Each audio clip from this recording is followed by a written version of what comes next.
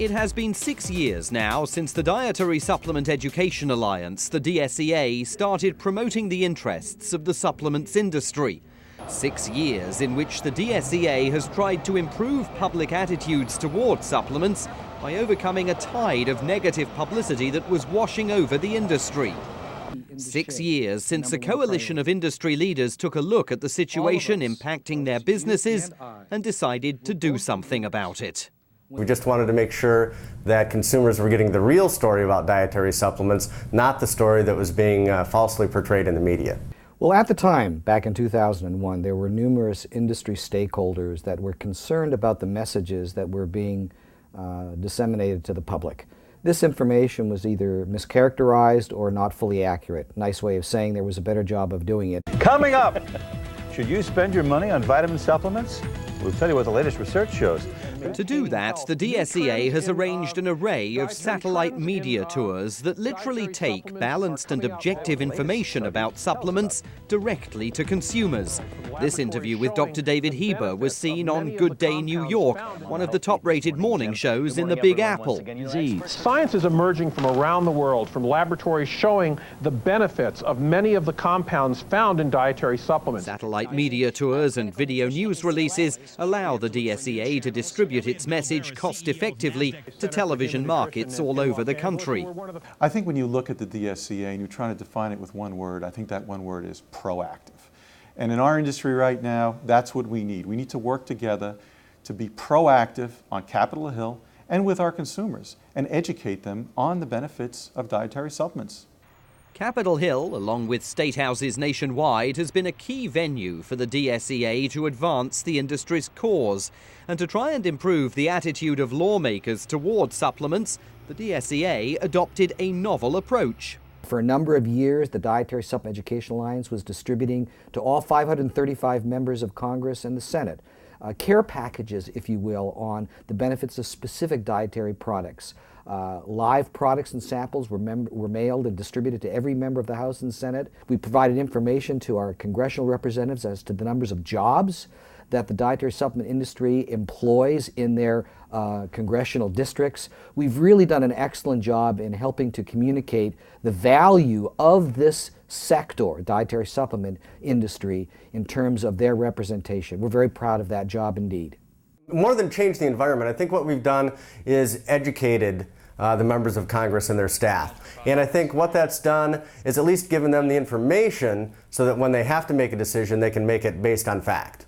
Now, of course, top figures at the DSEA would tell you that they're improving life for the industry up there on Capitol Hill. But you don't have to take their word for it.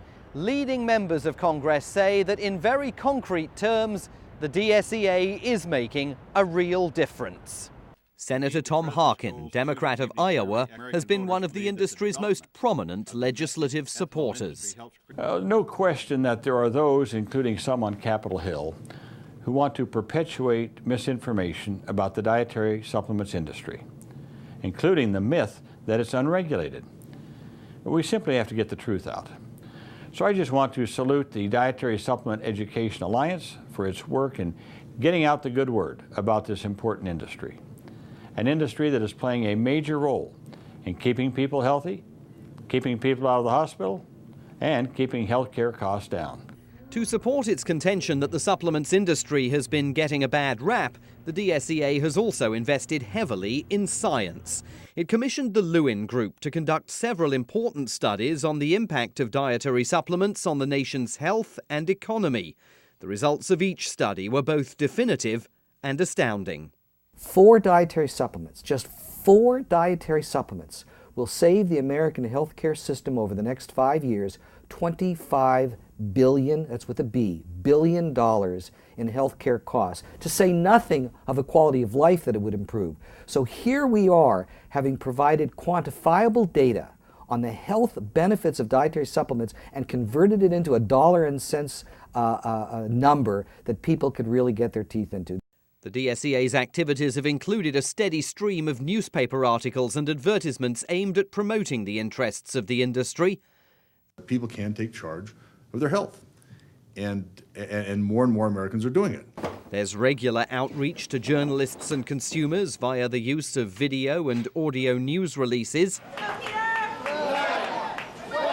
High-profile events featuring celebrities like actor Peter Lupus from Mission Impossible have both promoted the DSEA and public health. Actress Mary Lou Henner joined a panel of industry experts that testified before Congress on behalf of the DSEA's members. The DSEA was at the Oscars, giving product samples and gift bags to award nominees in a bid to spread the industry's story. And ongoing projects like the DSEA's website, supplementinfo.org, its regular mailings to members, and its analysis of media coverage of the industry keep supporters and consumers permanently up to date. A healthy dose of vanity. A healthy dose of superpowers. Today, the DSEA is in the midst of a new campaign. Television advertisements now being seen in 3 key markets across the country promote a new slogan.